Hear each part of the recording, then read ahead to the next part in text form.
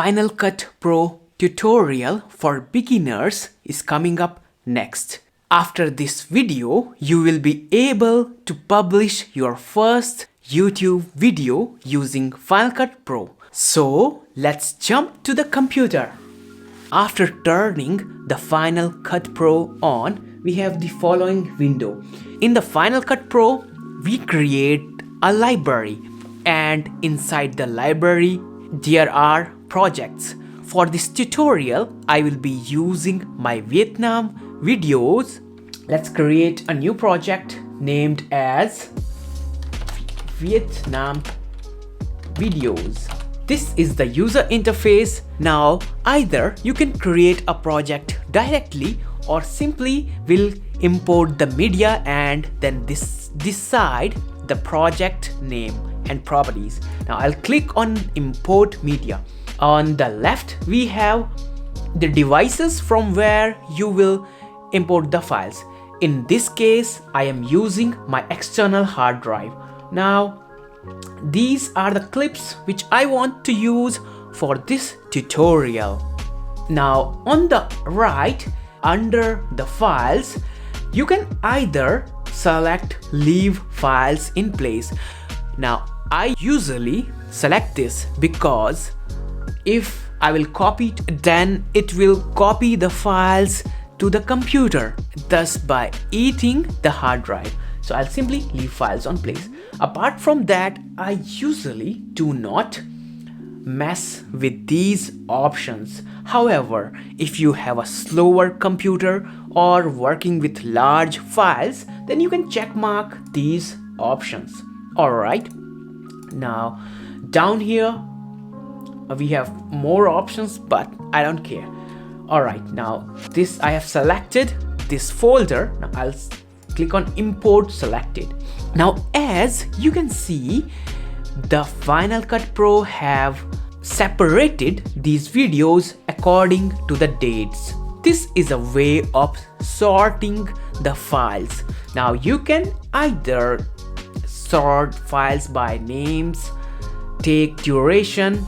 Apart from that, this is the preview window, and if you select the file here, on the right there is the inspector window. So now we will create a new project. In the new window, you can rename the project to Vietnam 1. Apart from that, you can simply select the video resolution or can use automatic settings, and these automatic settings will set the project settings based on your first video clip. I'll click on OK. Now my first video clip is recorded in 2K. As you can see, its information here. Now I'll simply drag and drop and OK. Now this is giving me a notification, so I can simply set 2K and that's it. Now let's talk about the clip selection.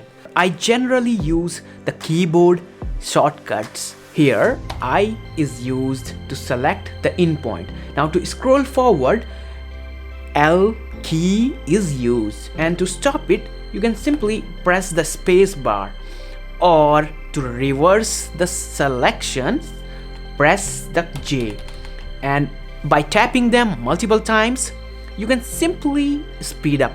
Let's select the out point by tapping on O, and the E key is used to add the selected clip to the end of the timeline. Right now we are at the timeline, and I will simply use the L key to scroll forward, space bar to stop, or J to get back. Apart from that, I key used to select the in point and the O for the out point. Now this is the selection which I can delete by clicking on backspace or delete button. On the right we have the inspector window.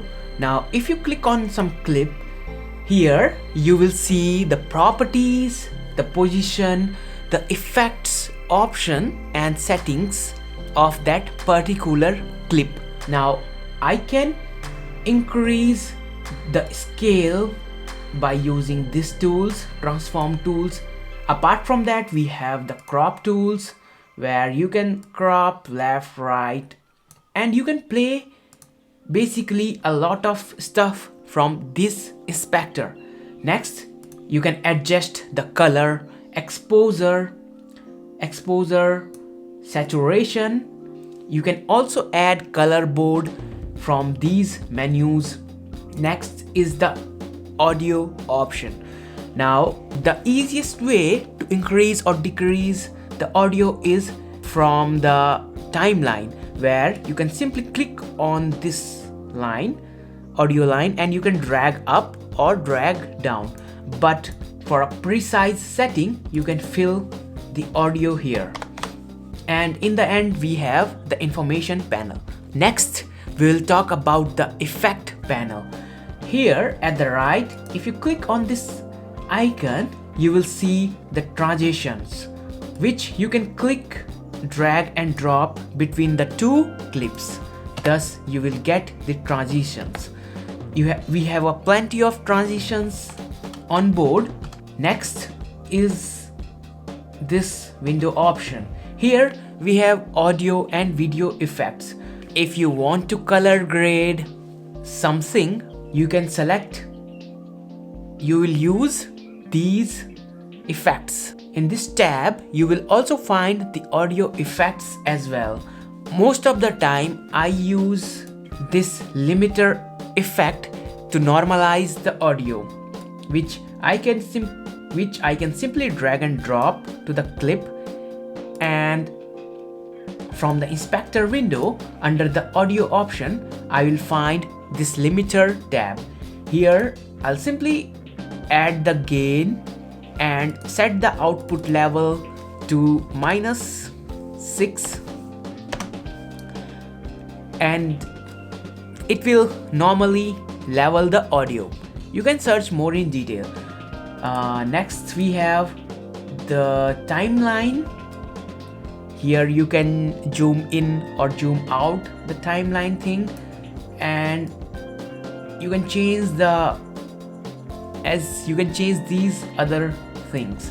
Apart from that, you can click on this audio only option, video audio, audio video, and can select according to your need. Next we have the snapping tool. Right now it is turned on. It is used to snap two clips together perfectly. Let's turn it off. Now you can see the playhead is moving without snapping to anything. When I will turn this on, it will snap where the two clips are meeting. Let's move back to the timeline. As Final Cut Pro has a magnetic timeline, here everything will be snapped towards the left. As you can see right here, if I'll delete this clip, everything will snap side. Now if you want to add something extra over this is the storyline, primary storyline. So if you want to add something extra to it, we will simply drag and drop. Now you can see this connection point. So the clip is attached to the primary clip. Now if I will delete this primary clip, the next clip over the top will also get deleted. Same thing happens with the audio. Let's detach the audio. Now audio goes below. So you can simply drag and drop and check whether the connecting point is on the clip which you want to use or have to remove, right? Now let's talk about a few keys that I use in my everyday life. Now the first thing is B. B key is used for the blade tool. A is the select tool. Apart from that, if you will need to make multiple cuts, then select R. R is the range select tool, from where you can simply select and delete or whatever you want to do. So the next tools which I generally use are here. Let's first select a clip. Now if I will click on this drop down menu, here are three options. Now I most of the time use crop tool to create the Ken Burns. And these Ken Burns easily apply the zoom in or the zoom out effects. So when you are working with the photographs, this is your lifesaver. Let's select here the Ken Burns. It will simply tell where you want to zoom in. Click on done, and that's all. Have a look. It's all being moved. Next tool I use is to slow down or the speeding up the clip. You can select this speed wheel from here and can select the effects. Now over here, if I click and drag it, it can change the speed effect. Apart from that, right here you are watching these audio meters. Now you can get these audio meters from the window, show in workspace, and audio meters. Now the rule of thumb which I got from the internet is the dialogue must range between the -12 to -6 decibels. However, your background music must be around -18 or below, so that it will not overlap the audio. Anyways, now let's jump to the export. Now here on the top right we have this tiny icon. After clicking on that, we can simply click on export the file, and you can check out the settings. When